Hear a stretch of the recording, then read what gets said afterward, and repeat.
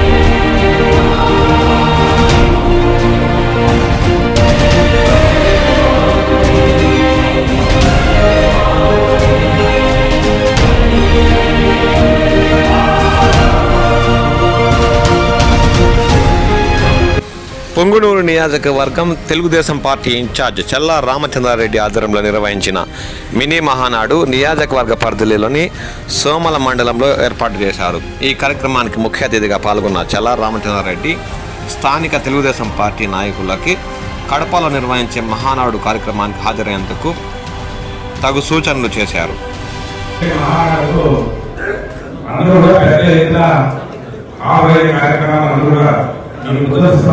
తీసుకోవాలి. ఫస్ట్ 2 రోజులు మెయిన్ ప్రతినిధులే మీకు ఎవరికంటే కార్డు ఉన్నాయో ఎవరంటే గుర్తింపు కార్డులలో ప్రతినిధులు మాత్రమే ఆలోచిస్తారు. అక్కడ 3వ రోజు మాత్రం అందరినీ కూడా పబ్లిక్ మీటింగ్ కు ప్రతినిధులు 2 రోజులు ఉంటుంది. 3వ రోజు పబ్లిక్ మీటింగ్ ఉంటుంది. అన్ని సౌకర్యాలు, అన్ని రకాల భోజనాలు, అన్ని రకాల సౌకర్యాలతో పెద్ద ఎత్తున కానీ ఎదగని రీతిలో ఈ రోజు కడపలో మహానాడు చేస్తా ఉన్నారు ముఖ్యమంత్రి గారు. అందరూ కూడా కడప జిల్లాలో మాజీ ముఖ్యమంత్రి జిల్లా ఒక పటిష్టంగా తీసుకున్నారు. మనం కూడా పటిష్టంగా తీసుకోవాలా. ఎందుకంటే ఆ జిల్లాలో ఇంతవరకు మహానాడు ఎప్పుడు జరిగింది లేదు. ఇప్పుడు అక్కడుండే మా కడప జిల్లా నాయకులు మా జిల్లాలో జరగాల, ఇక్కడ మా సత్తా చాటుకోవాలని చెప్పి పదే మనం ముఖ్యమంత్రి గారు తీసుకొచ్చిన సందర్భాన ఈ రోజు కడప జిల్లాలో ఆ కార్యక్రమం పెట్టడం జరిగింది. అందుకని మనం అందరూ కూడా మన ముందు 2 రోజులు ప్రతినిధులు ఎవరైతే మీరు అక్కడికి వస్తారో మీకు అందరికీ కూడా ఎక్కడ అక్కడనే ఉండి మీరందరినీ కూడా స్వాగతం పలుకుతా. మీరు ఎక్కడెక్కడ మీకు ఆశీస్సులు కావాలో మీకందరికీ నేను సమావేశంలో చేస్తా.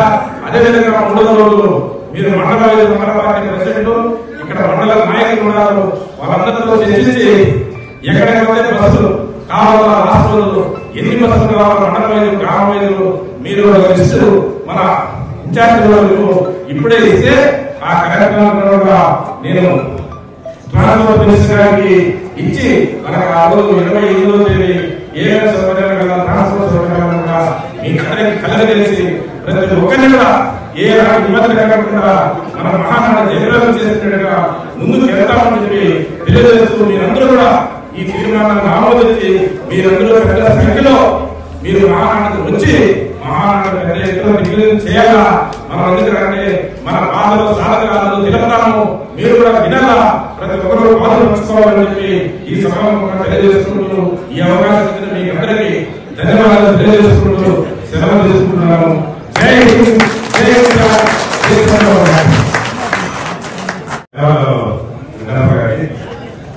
ఆయన కూడా ఈ కేసుల్లో బాధపడి ఆయన పొలాల్లో వాళ్ళ దగ్గర ఆశ్చర్యంగా పోతే మిద్ది మీద తూకేసి 2 కాళ్ళు ఆ రోజు ఎరగడం జరిగింది.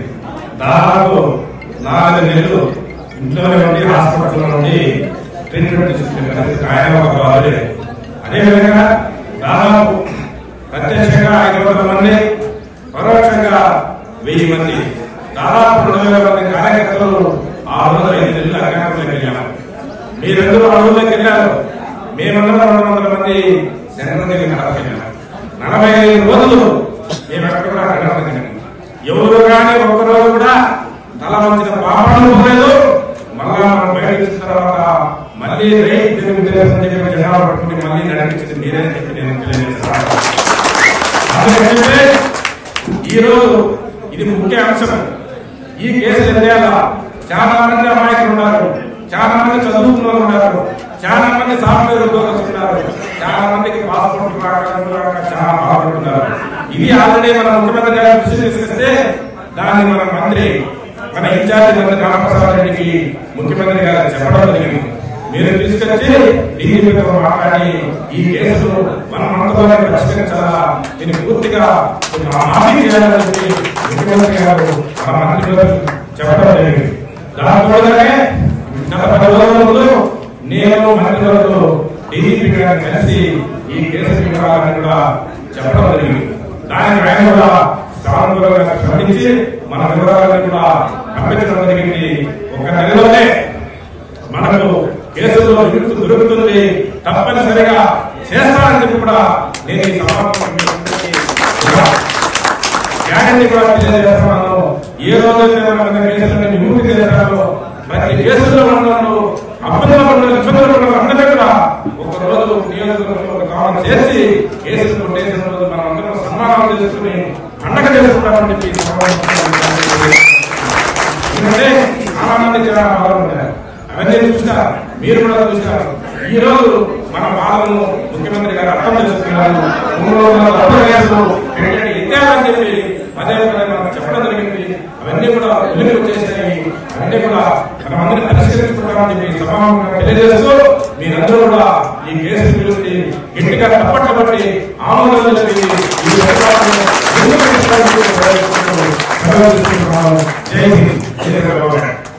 అందరికీ ధన్యవాదాలు.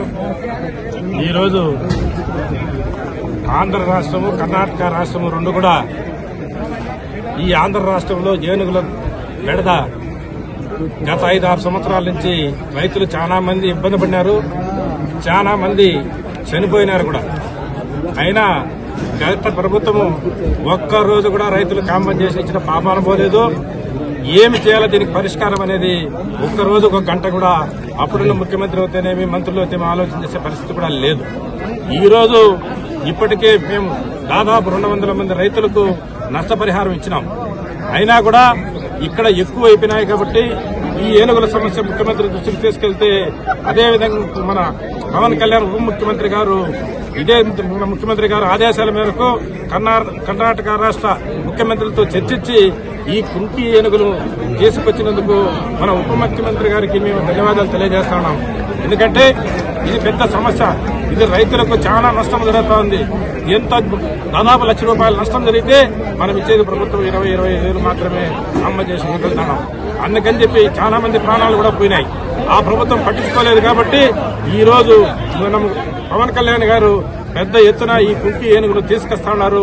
తీసుకొచ్చి ఈ ప్రాంతంలో మనకు ఫారెస్ట్ వారు ఎక్కడైతే ఏనుగుల బెడద ఎక్కువగా ఉంది, మన పుంగనూరు నియోజకవర్గంలో 2-3 మండలాల్లో ఎక్కువ నష్టం జరుగుతూ ఉంది, ఎక్కువ ఏనుగుల సంచారం జరుగుతూ ఉన్నది.